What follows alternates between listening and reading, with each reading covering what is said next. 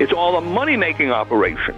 And they have a money machine that enables them to corrupt everything that happens in our political system.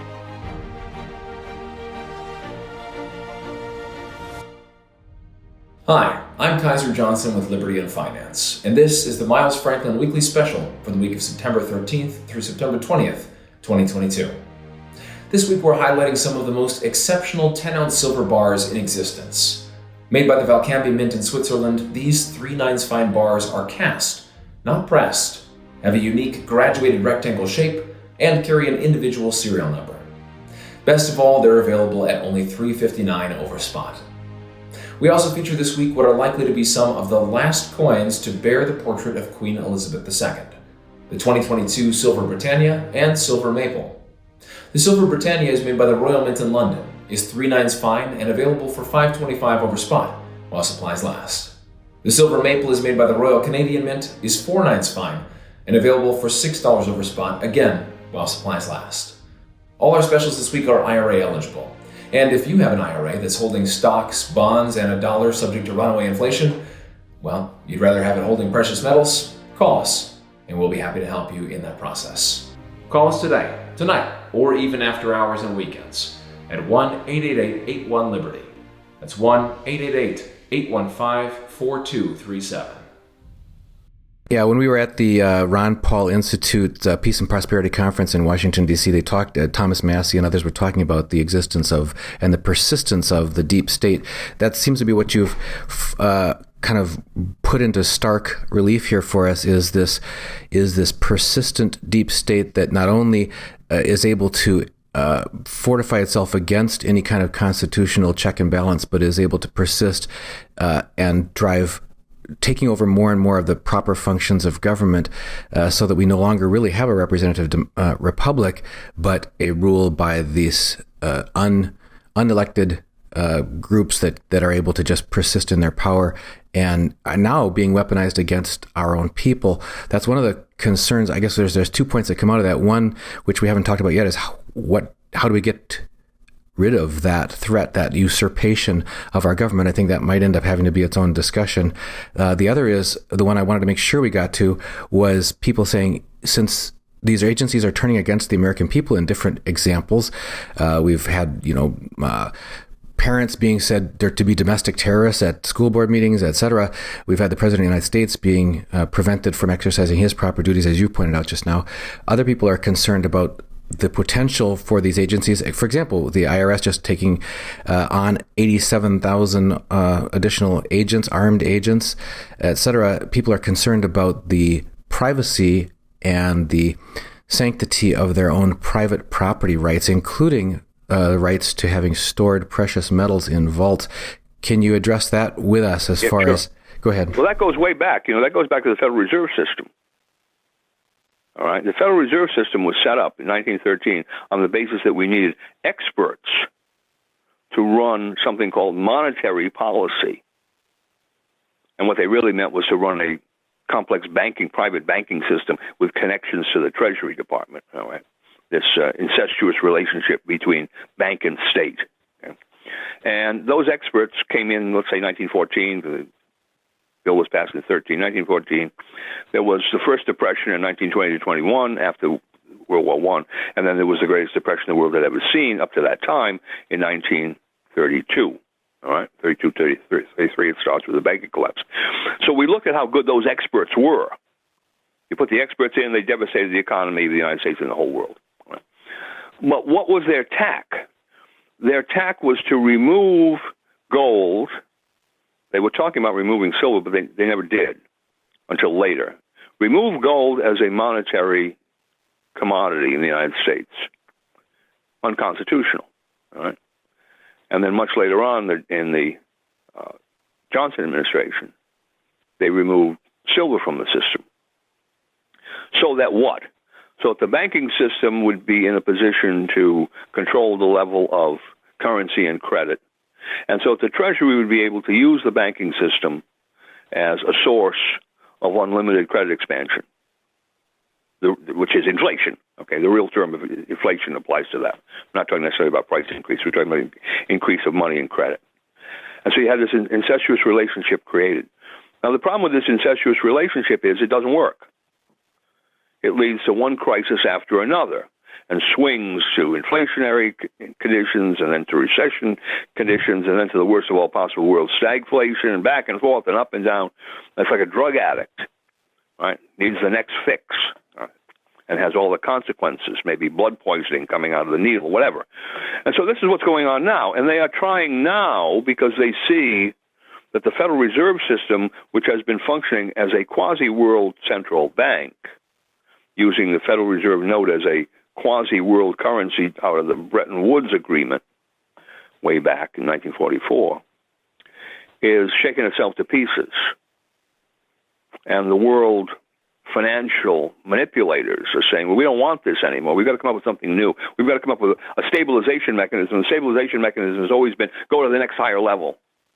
Right? If you can't get a stable banking in a locality, get some kind of a state statute. If the state banking system doesn't work, go to some federal statute. National banks was created during the Civil War. If that doesn't work, go to a central bank, national central bank. If that doesn't work, well, we've got to go to some kind of globalist system, on and on and on, right?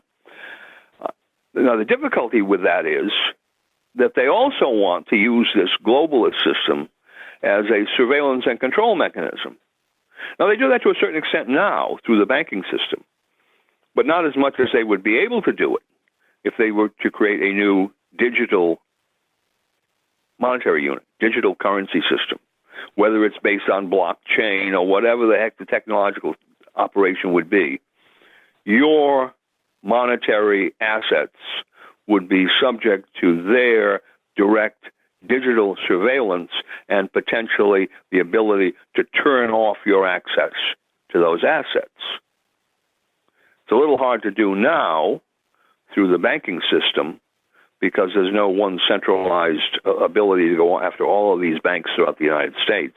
They can do it individually. I mean, they can find people and put stops on their ability to use their financial assets in the banks. But the ultimate goal is to have every transaction, monetary transaction, solved in this new digital unit, and every one of those transactions to be recorded way back somewhere in a computer database, and the financial manipulators being able to monitor what you're doing so that you can have a kind of social credit score. Oh, you're buying the wrong things. Well, we're going to stop you from buying that. Or maybe you're talking about the wrong things. We're going to stop you from buying anything. Right? So they can control your ability to use your own assets, and if necessary, they can seize those assets if somebody takes them away from you. Right? Make some claim that taxing authority or somebody else has a right to those assets. They're gone. You go to the courts and fight it with no money. That's your problem. Okay. So then you look at the alternatives. How would you, as sort of a dissenter, if you will, monetary dissenter, operate outside of this system? Well, you probably won't be able to operate outside of the system with, say, Federal Reserve paper currency. All right? Let's say you hoarded, in a sense, a lot of Federal Reserve paper currency in anticipation of digital currency coming along, and you wanted to be able to be outside of that system to a certain extent. Well, they'll simply declare the Federal Reserve paper currency is no longer acceptable. There's a statute that says you can't use it. Now what? Who's going to take it from you? But the ultimate reason people take Federal Reserve currency today or deal in the Federal Reserve system is, well, they pay their taxes in Federal Reserve currency. There's always somebody there that will take this stuff. The tax man, the 87,000 new IRS agents and accountants and so forth, they're going to hire. There's always someone who will take this, and they can receive benefits. They're receiving their various Social Security, veterans benefits, whatever they are, the student loan. What are they calling it? Student loan forgiveness, right? The value of that. Okay.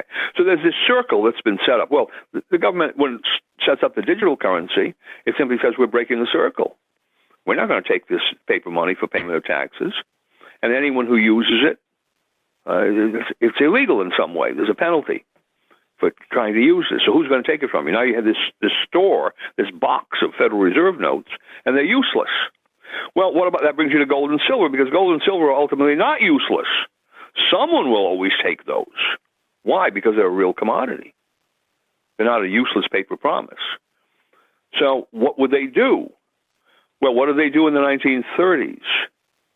Number one, they seized gold from the average person. Now, according to the records, probably less than 50% of it was ever turned in. So apparently a lot of people didn't go along with that. Maybe it went overseas, whatever. But it didn't get eventually to Fort Knox, if there is any gold left in Fort Knox, which is another question, whether that's all been, in some sense, hypothecated or loaned or stolen or whatever, because they don't want to hold a proper accounting, proper inventory. But they could do that. They could do that with respect to both gold and silver. They could say it's illegal to hold not just the coinage, but the metal. You can't have it unless it's jewelry or some kind of artistic, the various dental work or so forth. So the various things that they had in the Roosevelt era exceptions, which are a very small number. And then you had to have a license for that from the Treasury Department. You had to get a specific license to be able to use gold and silver. So that's one thing they could do, because they've done it before. And so I guess people have to look at that and say, well, if an individual wants to be outside of the system sufficiently, he has to be prepared for the possibility that being outside of the system that way will raise some serious legal problems for him. And I think of these other things such as Bitcoin, and so even gold and silver, that the tax people, let's say the income tax, they could have a specific additional schedule that would require you to identify all your Bitcoin transactions. They might leave some of these alternative electronic currencies out there because they're relatively small in amount and relatively difficult for people to use. But you'd have to report them. And that would, of course, defeat the whole the supposed purpose of Bitcoin, that this was a kind of an off-budget, off-record way of running your finances, kind of the ultimate libertarian idea, right? And I seriously doubt whether that's even true, because I seriously doubt whether the NSA can get that information if they really want it. Back on the topic of precious metals that people own as their own private property, do you see any historical precedent for increased or decreased vulnerability for those metals which people would hold in their own personal possession, such as in their residence, versus stored in a major vault? I mean, like, for example, many of the large named vaults have been around for a long time. Was there any example? Yeah, forget the vaults. Forget the vaults for a second. Because what happened in the 30s? What happened in the 30s was where people had gold and silver in bank vaults, the banks were required to report this to the Treasury. And there was one famous case, well, maybe not famous, but it was an interesting case where this New York lawyer had, I think it was $200,000 worth of gold bullion in safety deposit box in one of the big New York banks. And the bank knew it because he had insured it, right? Which would happen in any of these private vault situations. There would probably be some document somewhere that said, this man owns so much gold or so much silver bullion, he has it in this vault, and it's being insured for this much. Because otherwise you take a big chance. But that was the situation. The bank turned him in. And the Treasury then came down, seized the gold, and he was actually indicted because he hadn't made the necessary report. Because the first thing that they did in the Roosevelt administration was say everyone had to report the gold that he had. And then the next step was, once they had the reports, they said, oh, well, now you have to turn it in, and we'll give you paper currency at our desired rate. Okay? Now, they could have said, you have to turn it in and you get nothing. I mean, a totalitarian government would do that. You just simply have to turn it for the good of the people. Gemeinnutz geht vor Eigennutz, as the Germans would say, right? The general welfare goes before the individual welfare. We're just going to seize it, and you're going to get nothing. because people who are holding gold and silver are potential domestic terrorists. They want to operate outside of the system. And the average person would be screaming, yeah, take it away, they're bad people, because the average person doesn't have gold and silver in a vault or in his home. But they catch you both ways. They say, you have to report this wherever it is. And if you don't and we find out, you go to jail for 10 years and we seize the gold. And any of these institutional operators, banks, private vaults, whatever they would be, DILIGENCE, I think that's one of the ones, big ones, at least a while back it was. They have to report to the extent of their knowledge whether any of their customers are using safe deposit boxes or any of these other devices for holding gold and silver. And they might even go to the point of saying, well, the banks have to open those boxes and do an inventory themselves, because we can't expect the bad people to report what they have in their safety deposit boxes. So the bank reporting was done in the 30s. The personal reporting requirement was done in the 30s. The enforcement was done in the 30s when the law enforcement people discovered, either because a report was made to them or a report wasn't made to them, they found out about. The bank in this particular case that I'm giving you, it reported that the gold was there, so the Treasury could come down and seize the gold, which they did, but then they went after the person who owned the lawyer who owned the gold and who hadn't made his own report. Okay? So that kind of mechanism. So it wouldn't make any difference if you had it buried beneath the floorboards of the cement or whatever in your basement, because they would come out with a reporting requirement. And then they might go back, because gold and silver are not normally being used by the average American, which gold was and silver was in the 1920s and 1930s, right? There's no question about that. And so you could get it in your normal business transactions. Today, where do most people get their gold and silver that they're putting away as an investment or for other, financial protection reasons? They get it from some dealer someplace, right? They go and they buy so many American Eagles or American Liberties or Krugerrands or whatever it is for Federal Reserve notes, ultimately, right? Bank money. And so there are records. And I'm sure that those dealers now in the computer age are keeping much more detailed, voluminous records than they ever did back in the 1960s or 1970s or whatever. And so the Treasury goes to them. And just like the Treasury goes to the banks, and the banks are required to turn over and will turn over all the information they may have, those dealers will turn over all that information.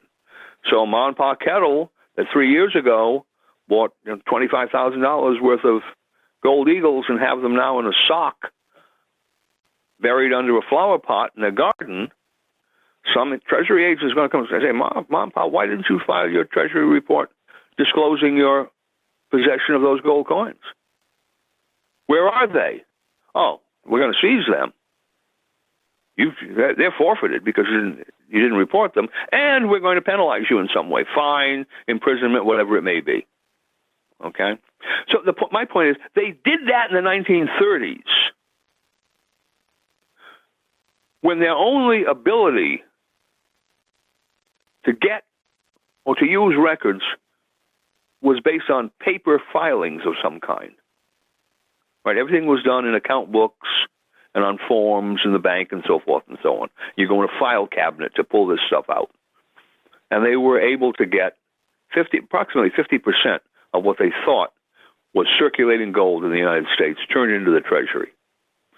And probably the reason they didn't get because the gold, people had lost it, or people got it overseas somewhere and took it overseas somewhere.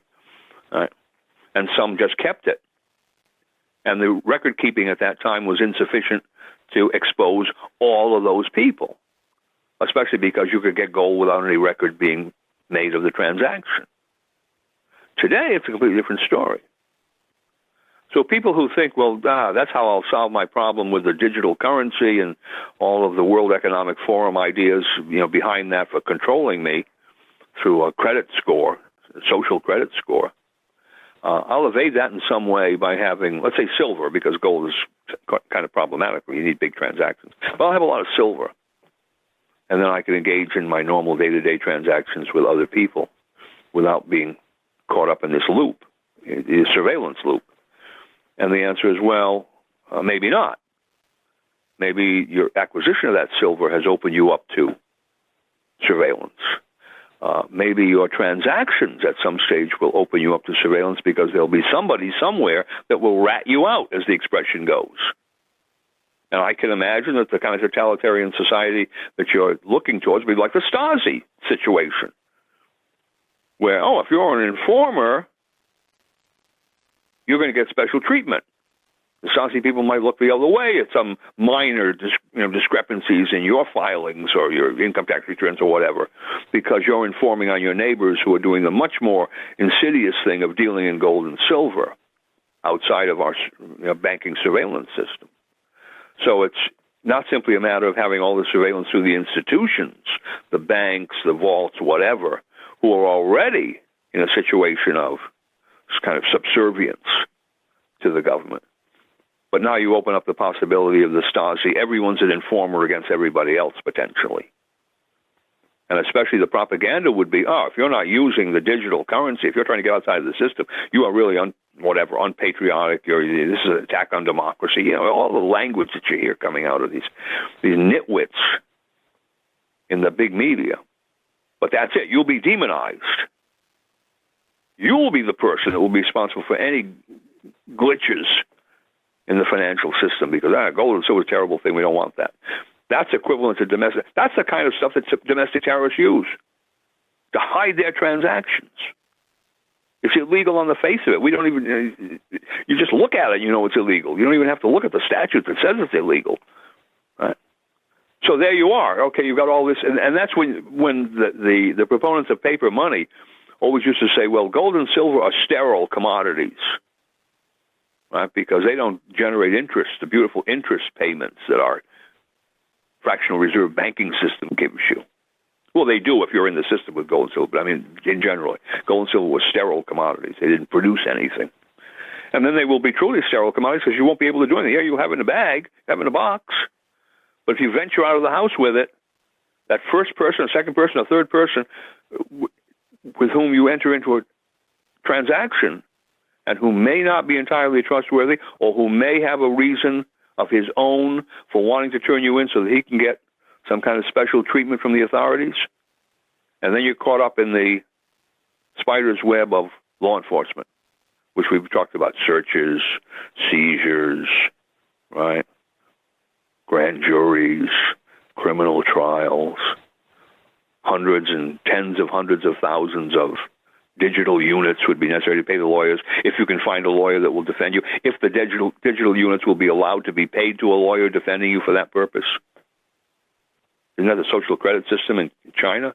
Imagine if you brought a lawsuit against the Chinese Communist Party, would they allow you in their social credit system to use the money in your bank account to pay some lawyer to challenge the Communist Party? Of course not. So we look at that system and we say, well, that's where you would go, because the people in these independent agencies would have every incentive to drive the system in that direction of giving them all of this power, so that anyone who is a dissenter in practice by using gold and silver surreptitiously, or in principle just by coming out and talking about it, promoting it, could have their financial wherewithal cut off, and then could find themselves, because of these various surveillance mechanisms, ensnarled in the, quote, justice system, because they were trying to work outside of the financial structure that had been set up.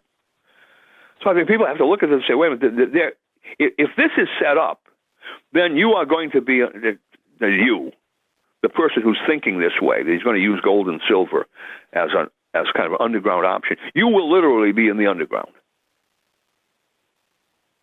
Because the surveillance net will be very wide, they'll cast it very wide, be very thorough, be a gill net, right? Very small mesh. And not only will it operate through the institutions, but it will operate through the general population, because there will be incentives for people to become Stasi-type informers. Besides the fact they'd all be brainwashed, right? They'll want to become Stasi-type informers because they don't like people who are, outside of the system, but there will be incentives for them to do it. And then that's the worst of all possible worlds. Now, there's no way you can turn. Maybe even some members of your family might, for one reason or another. And that's what they found out. It's the amazing thing when you go back and look at and it was in Time magazine and some of the other publications at that, when the Stasi fell, East Germany fell, and people were allowed to go and look at their files. And they discovered, my God, it was friends. It was my pastor. It was one of the people who works in my office that was turning me in. It was incredible, the network that the Stasi had created of informers, and how people who were being informed about by others that were close to them in one way or another had no idea this was happening to them. They may have known that there was this kind of a system, but they didn't realize that it was the man that was working right there with them that was informing on them. It was their cousin that was informing on them. It was their pastor that was informing on them. And that's the system. And everyone looks back at the Stasi Operation East Germany and says, this is the worst of all possible worlds. It's a terrible thing. That's why they had to build a wall to keep people in. Right? And they were operating on the basis of what? File cards and 3-ring notebooks, if you know what I mean, right? It was all paper in those days. Very little computerized or primitive computerization. And now we are in this stage where every year, right, it's another gigabytes or nanobyte, whatever, increase in computing ability, which is perfect, of course, for the surveillance state. That's exactly what they need. And that's why it amazes me to find these people who are in the IT world, who are in many respects, very libertarian, extreme left libertarians. And they are working diligently to provide the tools for the ultimate totalitarian state. Right? It's like cognitive dissonance. How is this going on? But they don't realize, or maybe they do. I don't know. I suppose most of them don't want to be caught up in a totalitarian state. Maybe they think they will be let off the hook. But I don't see how they could possibly not realize, wait a minute, the tools I'm creating here, these systems that I'm generating, this is what they can be used for. And all history tells us that if a system can be used for evil in a political sense, it will be. Never do people in positions of political power who are evil individuals turn away from the opportunity to use some technological system to increase their ability to tyrannize. It's never, ever happened. So what we have to do is to prevent the tyrannical system from really ensconcing itself in that seat of power. That's what I was going to ask you next is it sounds like once you're that deep in the matrix, there really is no escape route available. It's like Kafka-esque we find ourselves in, or 1984. So do we have a brief window of opportunity, however vital it is right now, to spread this culture of people? So it's not just less than 1%, for example, owning precious metals and that sort of thing, but to have that become more culturally understood, and for people to understand that this is freedom's last stand, and this is where we make a choice if we're going to be free people or if we're going to be subject to these psychological operations and so on going forward. It hasn't been very promising, the coming out of the fog of the last 2 years of mandates, as you mentioned, but to see people awakening. And we have seen examples of that, though, where people are saying, no longer will we just abdicate our constitutional rights and without proper justification by those in authority. So in this financial arena where people are trying to protect themselves with sound assets, do you believe there's a window of opportunity here for people to culturally spread the good news about how this provides freedom for ordinary people before it's too late? The overreach of the public health bureaucracy in the COVID business has awakened a lot of people to the danger of this independent administrative agency rule by fiat operation. And we have coming out now more and more people who are challenging what happened, especially ones that are trying to go into the judicial system. Yeah, there are court cases that are developing because why? People are dying, or people have died, or people are injured, right? And they want to get to the bottom of this. Basically, this pharmaceutical company incestuous relationship with the public health agencies and where that has led. And so that's a driving force because people have a very personal interest. Either a relative died, or I'm very sick, or whatever it may be. Right? My child can't go to school unless he's injected with this stuff, or the ones in the armed forces. You can't remain in the armed forces unless you're injected with this stuff. And I know people who have left the armed forces because they refuse to be injected with that stuff. Right? And people who have not taken these vaccines. That kind of thing, in a sense, can't be stopped. That reaction to what happened can't be stopped because there are people who have actually suffered in one form or another, they or their relatives or friends. And that may open up this whole concept of the independent agency in general. I think it will certainly open up the problem with the public health bureaucrats. The next level, of course, is the one we're seeing with the Trump Mar-a-Lago business, is the independent agency that's engaged in law enforcement. Because that one has perhaps as broad or even broader scope than the public health ones. We're probably not going to see, I hope we're not going to see another event that they try to pull off the way they did with the COVID business.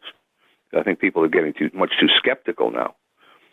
But the law enforcement business, I think a lot of people, although they say, well, the justice system, there's something wrong with the justice system, a lot of them are, as the expression goes, they're willing to back the blue. I'm sure you've heard that, right? We have to stand behind the police. We need law enforcement. Well, we do, but not this kind of law enforcement. So that's the next step. Maybe this is going to open up eyes because obviously there's one side of the political debate here, the Trump side, if you will, that's going to be fighting this left, right, and center out in the open as much as they can because it's the Trump's advantage. So that's another possibility. When you get to the monetary area, that's where I have the least level of optimism because money and banking, currency, interest, inflation, deflation, these are all very arcane subjects to the average man. We may be talking about it, your audience may be aware of this, but the average person doesn't know, and to some extent really doesn't care. It's too complicated for him to get into. Otherwise, he would have overthrown this long ago. Otherwise, the whole thing would have been overthrown in 1933. If you think about it, right? Set this thing up, caused the greatest depression in the history of the world, and nothing happens to it. It's given more power. And that's been the sequence of these administrative agencies. They are set up, they engage in some blunder or some egregious rogue activity, and they respond. Then people yell and scream, and then more power is given to the agency. They put a new head in, or what it is, like a cosmetic change, but the agency ends up with eventually more power than it had before. It keeps moving in the same direction. The ratchet turns in only one way. So we have first to convince people that administrative agencies operating on this independence theory are capable of, and in fact have caused, tremendous harm. Look at COVID. They are capable of causing harm politically, and that's physical harm, all right? Law enforcement agencies are capable of causing tremendous legal and political harm because they can, quote-unquote, be politicized, are politicized. That's the argument that's being made against what they're doing to Trump. They've been politicized to attack one political party, one political figure, one political movement, whatever it may be, and that, of course, is totally inconsistent with democracy, Republican form of government, any word that you want to use that has some connection to the people having a significant say in how the government operates. Right? The independent law enforcement agency can do whatever it bloody well pleases and suppress any kind of opposition, then you have a secret police operation and at least to that extent a totalitarian operation. Right? So people perhaps are waking up to that because the Trump people are going to be screaming and yelling about it from now until who knows when. 2024, probably the next election, presidential election. They're not going to let that go. And Trump obviously can't let it go because he's the target of potential criminal charges, right? He's not going to go and hide in a closet and refuse to say anything. The money thing, as I said before, that's the one that is most problematical to me. People becoming politically aware, because we've had monetary crises, major monetary crises and recurring monetary crises, and no one other than maybe Ron Paul for a while, and he was one voice screaming and crying in the wilderness, right? Other than Ron Paul has said, wait a minute, there's a fundamental problem. We're operating with a fictional monetary system and has no connection to the real economy, to real commodities, and it is totally politicized. The banking system, the Federal Reserve, and the big banks are in bed with the Treasury, and it's a scam to be able to allow free-spending politicians access to an unlimited checkbook. And we see it now. How many billions, how many trillions have been spent in 2 years by the Biden administration? Could anyone in his right mind look at that and say, well, wait a minute, that's sound economy there. Right? That's the way you run you run your household economy? And you've got economists coming out of the woodwork defending it. Right? This is more Keynes than Keynes, if you will. Oh, this is no problem. This is the best thing that could possibly happen to us. And the average person looking at it, he doesn't know what to think. And he will start thinking, he thinks politically, oh, if it's a Democratic congressman who's saying this, or a Democratic congressman's advisor, economic advisor who's saying this, and I'm a Republican, I'm not saying I am, but I'm a Republican. If I say I'm a Republican, oh, well, I don't listen to them. I listen to the ones that are coming out from the Republican side. Well, they're all wrong, because not one of those people is saying, wait a minute, our problem here is this thing called the Federal Reserve System and its relationship to the U.S. Treasury. It's created an unsound monetary system, an unsound banking system, and the worst of all possible worlds, an incestuous relationship between the unsound banking system and a treasury that is connected to political parties that are willing to spend from now until the end of time. Because that's the way these people get elected. That's the way these people pay off the special interests that they work for, or that they hope they'll work for on the board of directors when they retire from government. It's all a money-making operation. And they have a money machine that enables them to corrupt everything that happens in our political system. Now, I'm looking at it from the top down, because I've studied this for years and decades. All right? But the average person has no conception of that. And when you tell him that, he looks at you as if he's crazy, as if you're crazy, because why? He deals with his local bank. He trusts his local banker, probably. He doesn't realize, wait a minute, my local bank is also part of this. It's not at the top level of decision-making. It's not the one that's totally corrupted. The people in the local banking business are probably trying to earn an honest dollar, but the system they're working through is inherently unstable. Even if everyone in it were trying to do the best possible, it's inherently unstable. And given that at the top level, they're more than inherently unstable, they're inherently dishonest, politically and otherwise, obviously we have a lot of trouble, but you can't convince people of that. And I think that will be the third level. The first level is, and the second, law enforcement is the second level, and eventually you'll get to the monetary system, because we're going to have continuous, chronic crises. Now, what we have to hope for, and this is the big problem, is that the elitist group, which when they were faced with monetary and banking crises, moved the system to the next level, that they are not able to get some kind of international, global, whatever you want to call it, digital currency along the lines of these various talking points that the World Economic Forum is throwing out. That you don't want, because that can not only be used temporarily to stabilize the monetary and banking system and public spending and so forth, but in the long run it will be used for the social surveillance and social control mechanisms.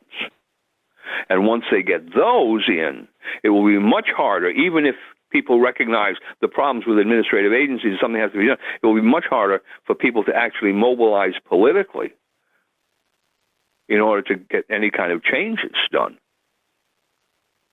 even within their own countries, let alone in terms of some kind of a world health organization or whatever, the international organization, the United Nations connected organizations.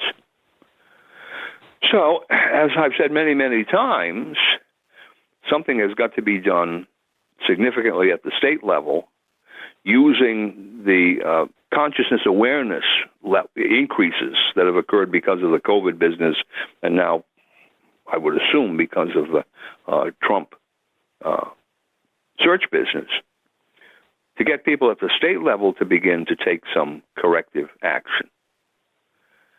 And see, there again, you look at the state of Texas, Arizona, New Mexico, but Texas in particular, with the invasion of illegal immigrants, illegal migrants, and how that is connected directly to the cartels, drug trafficking, human trafficking, arms trafficking, all the illegal things that they do.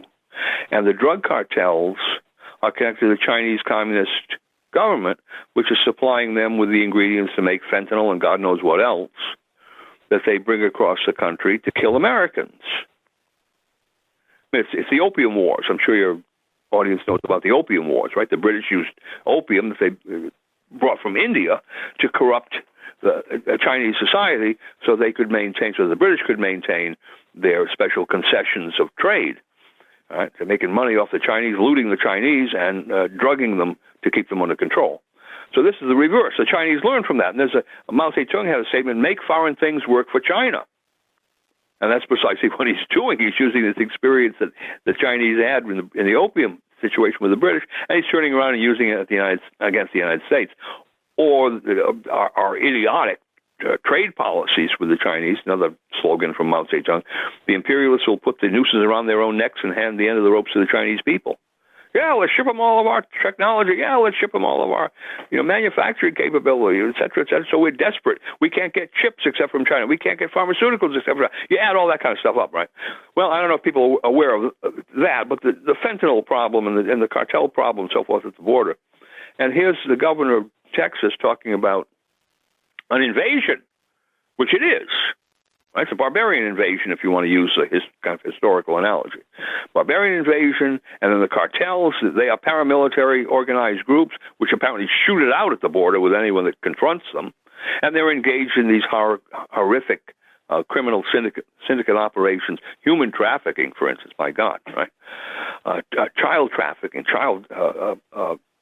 sex exploitation. You think about drug trafficking, but think of all those other ones. So you have this invasion.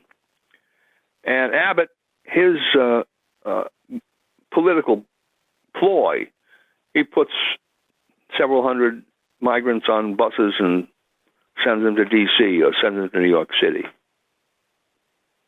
You look in the Constitution, Article 1, Section 10, Clause 3. No state shall, without the consent of Congress, engage in war unless actually invaded or in imminent danger thereof. So we have an actual invasion of Texas, Arizona, New Mexico, California, forget California, but Texas, at least, actual invasion. The governor himself is using the term invasion to describe it. It is an armed invasion of the cartels, among other things. And has anyone pointed out the Constitution gives the states the power to engage in war, to stop this, no matter what Biden says? Because it's a reserved power written into the Constitution. It's part of the supreme law of the land. Congress cannot pass a statute that would prevent a state from engaging in war when actually invaded. Okay?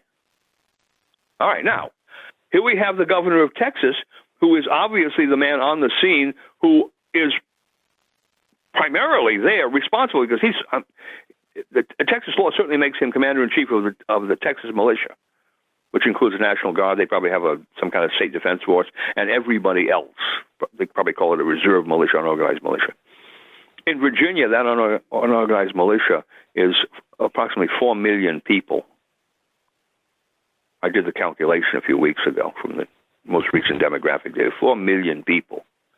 I bet it's more in Texas, probably like 6 million people that he could draw upon. And he could draw upon that with absolute constitutional authority. And I'm sure the state statutes give him all the authority he would require under state law, because they all primarily give the governor the opportunity or the authority to repel invasions. They follow the U.S. Constitution, line. Execute the laws of the state, suppress insurrections, repel invasions. That's the three major duties of the militia and powers of the government. So he could do that, but here's another example of where we have another really major problem, which you can see. This isn't a thought problem. You can see this kind of a problem. And long term, it's probably just as bad as the sequelae, the results of the COVID-19 disaster. Might be worse. And here's a state power that's explicitly reserved in the Constitution, and even the state officials aren't going to do anything about it. And on the financial side, see, that's another thing. If we had, in Texas has a state gold and silver depository. And for many years, I've been waiting for them to make that into a gold and silver deposit bank, where people can deposit gold and silver, and then they can use it, write checks on it, and so forth, have a credit card, whatever. Same type of financial transactions we have today. But gold, silver would be the media of exchange in particular. And if that were done through an actual state institution,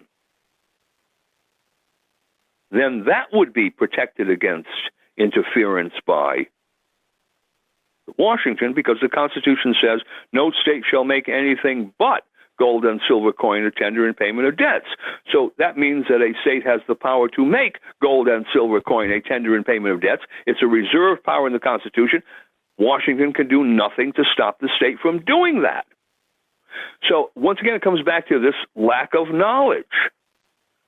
People are being beaten over the head by the administrative state, and they don't have the historical knowledge, let alone the legal knowledge, to realize, well, how did this thing come about? What was the real purpose for it? And are we seeing that purpose being applied to us in a very pernicious manner? When we come to the monetary system, people don't understand that at all, but right there in the Constitution, it says the state has this power. When we come to the invasion of the United States by the illegal migrants aided by the cartels, right there again in the Constitution of the United States, there's the power to stop it. And there's a situation where you would think the governor, who even uses the right terminology of Texas, governor of Texas, would take action to stop it. He's done nothing. He's playing this political game. It's as if he was studying at the Actors Studio instead of back with his attorney general reading the Constitution. Right? It's not even politics. It's theater, political theater that's going on. So if you ask me, Donegan, what's going to have to happen here? It's going to have to be a grassroots revolt of the masses, basically. We are going to have to see in some states sufficiently large numbers of people fed up. It might be first with the pharmaceutical thing, and they'll say, you people in our state pharmaceutical agencies have to stop it. We're never going to allow you to do this again. We're going to get control of that. It might be in the state law enforcement agencies. It might be in a situation where the state law enforcement agencies are told by the governor to stop cooperating with the FBI. We can't trust the FBI. We're not going to cooperate with you. But something like that has got to be done to break the ice, where you have pushback is the expression. Right? Push back against the administrative state. And that will initially have to be in an area where people are already hurting. They understand that they have some personal, in the pharmaceutical area, physical problem that is a consequence of the industrial state. Then secondarily, they have the fear of what's happening to Trump. As some of the people in the media say, if they can do it to Trump, they can do it to you. Well, of course that's true. If they can do it against a man that has all the money he has to hire lawyers and has all the publicity that he has available to him, simply every time he opens his mouth, whatever he says is on all of the outlets, right, positively or negatively. If they can go after him this way, well, they can certainly go after Ma and Pa Kettle, whom nobody knows anything about, who are turned in by one of their neighbors because the neighbor sees them using silver coins to buy bread. All right? So the old expression goes that Ben Franklin had that famous cartoon with the states, a snake cut up into 13 parts, and each part of the snake was labeled with the name of initials of one or another of the colonies. And it says, if we don't all hang together, will all hang separately, right? And that was at the point in time when they turned against the British government. So you had a revolutionary situation. Well, we don't want to get to a revolutionary situation because revolutionary situations almost invariably turn out bad. The wrong people end up in control. Ours was very fortunate because we had the Atlantic Ocean separating us from Britain, I think. It was the geography of the situation. But today, geography doesn't mean much anymore, and we don't want to open up that can of worms. Well, so you have to work, as it were, within the system, and within the system now, there's nobody in Washington, well, there are a few people in Washington, but they're without power or media presence, who are going to take on the administrative state at the correct level. It's not just there might be some rogue agents in the FBI. It's not just there were a lot of rogue people in the pharmaceutical bureaucracy, public health bureaucracy. It's that the concept of agencies of that kind, or any agency, but especially ones that are that important, claiming independent authority to put in whatever kind of crackpot actions they want to, that has got to be suppressed. Whether you suppress the agencies entirely or not, they have to be made accountable and responsible to somebody outside of themselves and on a regular basis, so that we can't get into these kinds of situations where rogue agents, or what in the Trump situation, it's been 6 years, 7 years, this thing has been going on within the FBI. How long did the COVID thing has been going on? 3-4 years, and now, of course, Fauci is stepping down, but that doesn't change the nature of the agency. The Federal Reserve problem has been going on since 1915, when they finally got the thing running, with one crisis after another. And now we're looking at this probably worst of all possible world situation.